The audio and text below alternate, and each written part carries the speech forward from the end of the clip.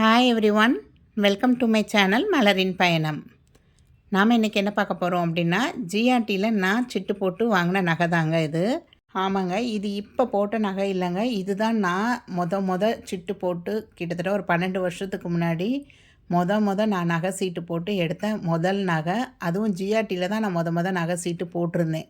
So கிட்டத்தட்ட ஒரு 12 வருஷமாகவே நான் நகை சீட்டு போட்டு தாங்க நகை சேர்த்துட்டு வரேன். புதுசாக எந்த பொருள் வாங்கினேனாலும் அதுக்குரிய பில்லை நான் பத்திரமா எடுத்து வச்சுருவேங்க. அந்த மாதிரி இப்போ ரீசெண்டாக வாங்கின நகைக்குரிய பில்லாம் எடுத்து வைக்கும் போதில் இந்த பில் கண்ணில் பட்டது. ஸோ உங்களோட இதை ஷேர் பண்ணலாம். ஏன்னா நிறையா பேர் இன்னும் நகைச்சீட்டு போடாமல் இருப்பீங்க. அவங்களுக்குலாம் இது ஒரு மோட்டிவேஷனலாக இருக்கும் அப்படிங்கிறக்காக தான் இதை ஷேர் பண்ணியிருக்கேங்க. இது நகைச்சீட்டு போட்டு 2012 நான் இந்த நகையை எடுத்திருக்கேன். 28/7/2012. அப்போ நான் இந்த பிரேஸ்லெட் தாங்க எடுத்தேன். கிட்டத்தட்ட 13 கிராம் இருந்ததுங்க உங்களுக்கு. இந்த பிரேஸ்லெட் தான் என்னோடய நகைச்சீட்டுக்கு எடுத்தேன். அப்போ கூட நகைச்சீட்டு அமௌண்ட்டுக்குள்ளே வரலங்க. எக்ஸ்ட்ரா ஒரு 10,000 பே பண்ண தான் வேண்டியது இருந்தது ஜிஆர்டியில். ஸோ அப்போ எனக்கு இந்த செய்கூலி சேதாரம் இதை பற்றிலாம் எந்த ஐடியாவும் கிடையாதுங்க. எடுக்கிற நகை ஒரு சின்ன நகையாக இருந்தாலும் நல்லா கனமாக பார்த்து எடுத்துடணும் அப்படின்னு மட்டும் நினச்சிருந்தேங்க. இதில் அந்த ஹூக்கு எல்லாமே நல்லா கனமாக இருக்குங்க உங்களுக்கு. அதே மாதிரி நம்ம எடுக்கிற நகை 916 22 கேரட்டு, அப்புறம் அந்த கடையோட சீல் இதெல்லாம் இருக்கணும் அப்படிங்கிறது தெளிவாக தெரிஞ்சுது எனக்கு. ஏன்னா அப்போ பாப்பா பிறந்திருந்தா, அடுத்து தம்பி பிறந்திருந்தப்பெல்லாம் மொத்தமாக அமௌண்ட் சேர்த்து வைப்பேன் பேங்க்கில். 2000 3000 போட்டு மொத்தமாக அது க்ளோஸ் ஆனதுக்கப்புறம் போய் எடுப்பேன். ஸோ இதில் பார்த்தீங்கன்னா பின்னாடி தெரியும் உங்களுக்கு. ஸோ நான் உங்களுக்கு க்ளோஸ்அப் வியூவில் காமிச்சிருக்கேன் பாருங்கள். இது 2012 எடுத்த நகை தான். அந்த பிஏஎஸ் அந்த ட்ரையாங்கிள் ஷேப்பு, அதுக்கப்புறம் அந்த 916ன்னு எழுதியிருக்கோம், கீழே ஜிஆர்டின்னு எழுதியிருக்கோம், அந்த கடை பேர் எழுதியிருக்கோம் உங்களுக்கு. ஸோ அப்போலேருந்து நான் 22 கேரட் இருக்கா அப்படிங்கிறத செக் பண்ணி தாங்க வாங்குவேன். இப்போ ரீசெண்டாக நகை வாங்குறப்ப ஹெச்யூஐடி அப்படிங்கிறது இருக்கா அப்படின்னு செக் பண்ணி வாங்க வேண்டியது இருக்குது. ஸோ இந்த நகையில் எனாமல் இருக்குது, ஸ்டோன்ஸ் இருக்குது. ஆனால் அப்போ நான் வாங்குறப்ப இதுக்கு ஸ்டோன் வெயிட்டுன்னு போடவே இல்லைங்க. அதை கழிக்கவும் இல்லை ஜிஆர்டியில் அப்போ. அதே மாதிரி ஸ்டோனுக்கு தனியாக காசுன்னு வாங்கலை. இப்போ ஸ்டோன் வெயிட்டு கழிச்சிட்டு ஸ்டோனுக்கு தனியாக காசு வாங்குவாங்க. பட் அப்போ இது ஜர்கான் ஸ்டோன் மாதிரி தான் உங்களுக்கு, அதனால் ஸ்டோன் வெயிட்லாம் கழிக்க மாட்டாங்க அப்படின்ட்டாங்க. ஸோ பேக் சைடில் இந்த மாதிரி தான் இருக்கும் உங்களுக்கு. அந்த ஸ்டோன்ஸ் எல்லாமே நமக்கு நல்லா க்ளோஸ்டு டைப்பு செட்டிங்காக தான் இருந்தது. ஸோ இது ஒரு காஸ்டிங் டைப்புன்னு சொல்லி அப்போயே 15% சேதாரம் போட்டிருந்தாங்கங்க இந்த நகைக்கு. ஸோ இந்த நகையோட வெயிட் அப்படின்னு பார்த்தீங்க அப்படின்னா 13.170 கிராஸ் வெயிட் தாங்க. நெட் வெயிட்டும் அதே தான் போட்டிருக்காங்க பாருங்கள் உங்களுக்கு. அந்த ஸ்டோனுக்கெலாம் அவங்க எந்த இதுவுமே குறைக்கல எனக்கு. இப்போலாம் நம்ம வாங்குறப்ப அந்த ஸ்டோன் வெயிட் குறைச்சி தான் போடுவாங்க.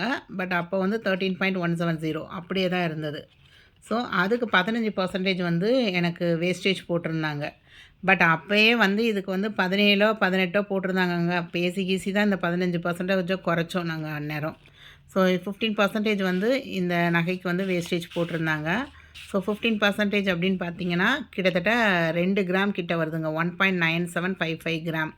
அதாவது ஒரு 13 கிராம் உள்ள ஒரு நகைக்கு 2 கிராம் நான் செய்கூலி சேதாரமாக கொடுத்துருக்கேன் அப்போ. ஸோ அந்த 13.170க்கு 2825 நான் வாங்கின அன்னைக்கு ரேட்டு 2825. ஆனால் இந்த 2012க்கு அப்புறம் கிட்டத்தட்ட 2017 வரையும் இதே அமௌண்ட்டுக்குள்ளே தாங்க சுற்றிட்டு இருந்தது. 2800 2900 அந்த மாதிரி தான் சுற்றிட்டு இருந்தது. ஏன்னா என்னோடய சிஸ்டர் மேரேஜ் 2018. அப்போ நான் 2800 தான் ஒரு பவுன் காயின் வாங்கினேன். அப்போ ஒரு கிராம் 2800ன்னு சொல்லி தான் ஒரு பவுன் காயின் வாங்கினேன். ஸோ கிட்டத்தட்ட 6-7 வருஷமாக நமக்கு சேஞ்சே இல்லை. அப்போ 2800 இதுலேருந்து 2400 கூட குறைஞ்சிருக்கு அப்போ. ஸோ 13.170 இன்ட்டு 2825ன்னு போட்டால் 37,000 இந்த நகையோட காஸ்ட் அன்னைய தேதிக்கு 37,205 வந்திருக்கு. இது போக இந்த சேதாரம்னு போட்டிருந்தாங்க பார்த்தீங்களா, 1.975 இதுக்கு போட்டிங்க அப்படின்னா 2825 தான். கிட்டத்தட்ட இதுதான் எனக்கு செய்கூலி சேதாரமாக 5,580 வந்திருக்கு எனக்கு. ஸோ அதை தான் அவங்க இங்கே எழுதியிருப்பாங்க, 5,580 அப்படின்னு சொல்லி எழுதியிருப்பாங்க உங்களுக்கு. வேல்யூ ஆடட், மேக்கிங் சார்ஜெலாம் இல்லை, இது வேல்யூ ஆடடுன்னு போட்டு அந்த சேதாரம்னு மட்டும் போட்டிருப்பாங்க. ஸோ அப்போ எனக்கு இந்த சேதாரம் இதை பற்றிலாம் எந்த ஐடியாவும் இல்லைன்னு வச்சுக்கோங்க. மொத்தமாக டோட்டலாக இது ரெண்டையும் ஆட் பண்ணால் கிட்டத்தட்ட எனக்கு ரூ. 42,786 வந்திருக்கு. ஸோ அதுதான் இங்கே போட்டிருக்கேன். ரூ. 42,786 வந்திருக்கு ரெண்டையும் ஆட் பண்ணால். அதுக்கப்புறம் அப்போ வந்து வேட் வந்து 1% ஜிஎஸ்டிங்கிற மாதிரி நமக்கு இப்போ ஜிஎஸ்டி போடுறாங்களா, அப்போ வந்து வேட்டுன்னு போடுவாங்க 1%. அந்த 1% ஆட் பண்ணுறப்ப ரூ. 43,213 வந்திருந்தது இந்த நகைக்கு. ஸோ இந்த நகையோட டோட்டல் வேல்யூ வந்து அப்போ வந்து ரூ. 43,213 நமக்கு. ஸோ ஒரு 32,320 வந்து நான் சிட்டா சேர்ந்ததில் எனக்கு கிடச்ச பெனிஃபிட் வந்து ரூ. 2,320 2000 சீட்டுக்கு. அது போக ஒரு கிஃப்ட் வந்து கொடுத்துருந்தாங்கங்க.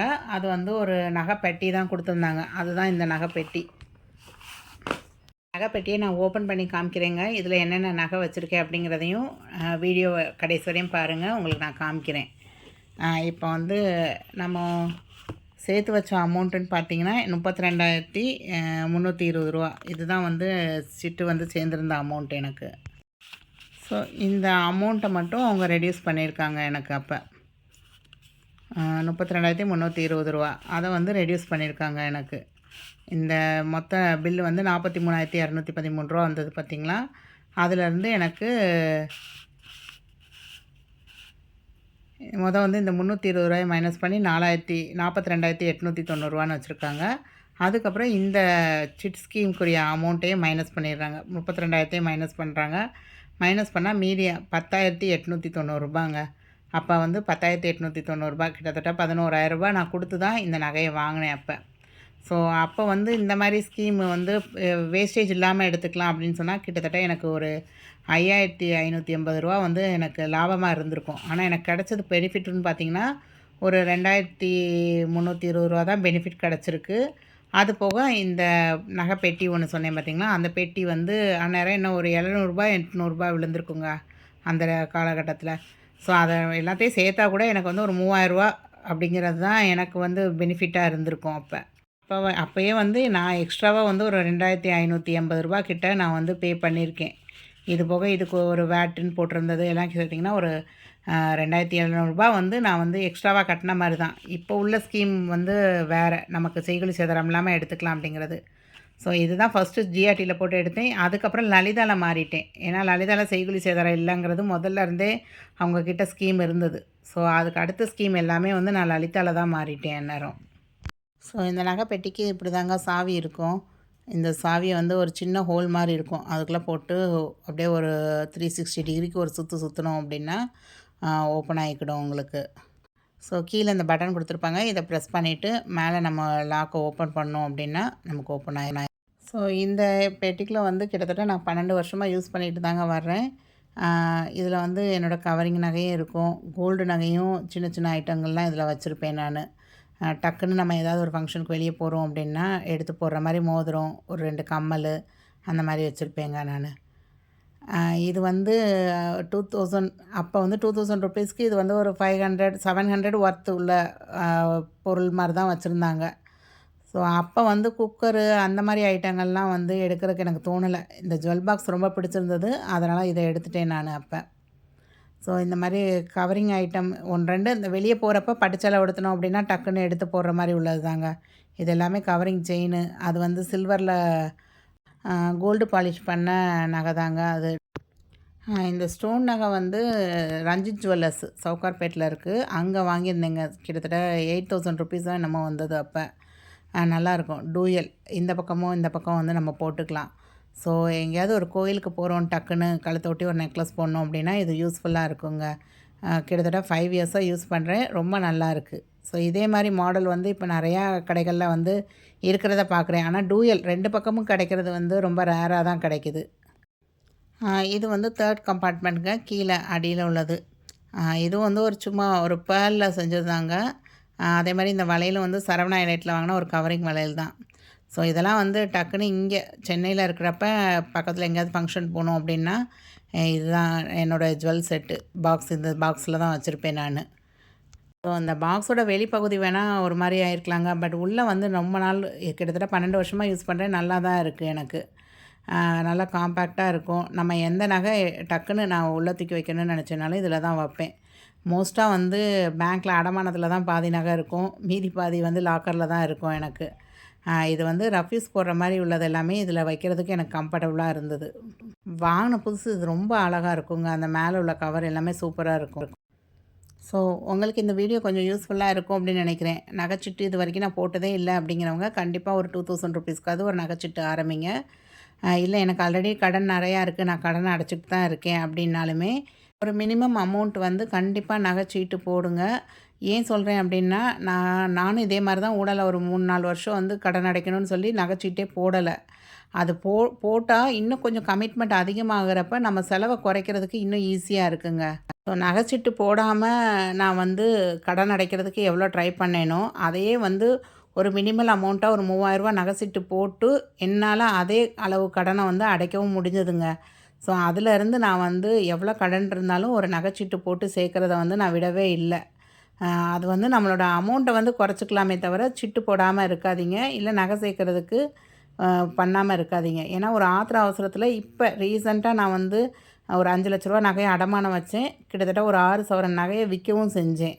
ஒரு பெரிய ஒரு பொருள் வாங்கணும், ஒரு லேண்டோ ஏதோ ஒன்று நம்ம இன்வெஸ்ட் பண்ணோம் அப்படின்னு நினைக்கிறப்ப நமக்கு அந்த நகை மட்டும்தாங்க நமக்கு யூஸ்ஃபுல்லாக இருக்கும். ஸோ அதே மாதிரி நான் காயினாக வாங்குகிற பழக்கம் கிடையாது, நகையாக தான் வாங்குவேன். ஏன்னா போடுற அளவுக்கு நம்ம போட்டு அனுபவிச்சுக்கணும், விற்கிறப்ப விற்றுக்கலாம் அப்படிங்கிற ஒரு மென்டாலிட்டி தான் என்கிட்ட உள்ளது. அது தப்பாக கரெக்டாக அப்படிங்கிறதெல்லாம் எனக்கு தெரியாது. பட் நம்ம வந்து ஒரு அட்லீஸ்ட் ஒரு நகையை வாங்கி ஒரு 4 வருஷம் யூஸ் பண்ணக்கப்புறம் ஏதோ ஒரு ஆத்திர அவசரத்துக்கு அதை விற்கிறோம் அப்படின்னாலுமே அது வரைக்கும் நம்ம அதை போட்டு அனுபவித்த திருப்தி நமக்கு இருக்கும். நான் இப்போ வரைக்கும் கடவுள் கிருபையால் நான் இது வரைக்கும் நகைச்சீட்டு போட்டு சேர்த்த எந்த இதையும் நான் வந்து விற்றதில்லை. லாஸ்ட்டாக நான் வந்து ஒரு 6 சவரன் விற்றேன். அது வந்து பழைய நகை. எனக்கு கல்யாணத்தப்போ வந்து எங்கள் மாமியார் வீட்டிலேருந்து போட்டிருந்த நகை தான். அது வந்து கொஞ்சம் அந்து போய் இருந்த நகை தான். ஸோ அதை தான் விற்றுட்டேன் நான். விற்றுட்டு ஒரு லேண்டு பர்ச்சேஸ் பண்ணுறப்ப அதை இன்வெஸ்ட் பண்ணிட்டேன் நான் அப்போ. பொதுவாகவே ஒரு பொருள் பர்ச்சேஸ் பண்ணுறோம் அப்படின்னோம்னா, நானும் என் ஹஸ்பண்டும் என்ன நம்ம பண்ண போகிறோம், எவ்வளோ லோன் எடுக்க போகிறோம், இல்லை ஒரு நகையை விற்க போகிறோமா, இல்லை ஒரு நகையை அடமானம் வைக்க போகிறோமான்னு எழுதிடுவோம். நோட்டு போட்டு எழுதிட்டு அதுக்கப்புறம் தான் நாங்கள் எல்லாம் பிளான் பண்ணுவோம். ஸோ அப்போ வந்து அவர் வந்து எனக்கு நகையை திருப்புறதுக்கு மாதம் நான் உனக்கு இவ்வளோ தருவேன் அப்படின்னு சொல்லி கமிட் பண்ணுவார். அதே மாதிரி கொடுத்துருவாங்க. ஸோ ஆனால் நான் என்ன செய்வேன்னா, என்னோடய சேவிங்ஸு டியூஷன் எடுக்கிறேன் பார்த்திங்களா, அதில் ஒரு லம்பான அமௌண்ட்டு, அதுக்கப்புறம் அவர் கொடுக்குறதுலையுமே ஒரு சின்ன அமௌண்ட் எடுத்து நகைச்சீட்டு போட தான் செய்கிறேங்க. ஸோ கிட்டத்தட்ட 5 வருஷமாக இப்போ தொடர்ந்து நகைச்சீட்டு போட்டுட்டு தான் வர்றேன். கொரோனா சமயத்தில் கூட ஒரு 1 இயர் கேப் விட்டுருந்தேன். பட் அதுக்கப்புறமும் தொடர்ந்து வர தான் செய்கிறேன். ஸோ ஏதோ ஒரு பக்கம் எனக்கு வந்து ஒரு சேவிங் ஆகிக்கிட்டு தான் இருக்குது. அதாவது கடனும் அடைஞ்சிக்கிட்டு தான் இருக்குது, சேவிங்ஸும் ஆகிட்டு தான் இருக்குது நமக்கு. ஸோ வேகமாக கடன் அடைச்சிட்டு மொத்தமாக சேவ் பண்ணலாம் அப்படின்னு நினச்சா கண்டிப்பாக அது முடியவே முடியலைங்க. எனக்கு முடியலை. அதனால் நான் சேவிங்ஸு ஒரு பக்கம் பண்ணேன் அப்படின்னாலுமே கடனையும் இன்னொரு பக்கம் அடைச்சிட்டே தான் வர்றேன். ஸோ இந்த வீடியோ உங்கள் எல்லாருக்குமே பிடிச்சிருக்கும் அப்படின்னு நினைக்கிறேங்க. பிடிச்சிருந்தா லைக் பட்டனை தட்டுங்க. அதே மாதிரி நீங்களும் கமெண்ட் பண்ணுங்கள் எனக்கு. நீங்கள் மொதல் நகைச்சீட்டு போட்டு எந்த நகை வாங்குனீங்க அப்படின்னு சொல்லி எனக்கு கண்டிப்பாக சொல்லுங்கள்.